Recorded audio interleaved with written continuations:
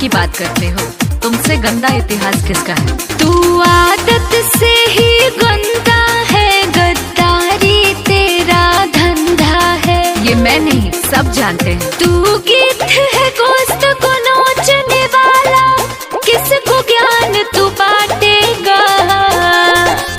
हंस हंस के जिसका चाटेगा, उसी को एक दिन काटेगा। हंस हंस के जिसका चाटेगा, उसी का गर्दन काटेगा।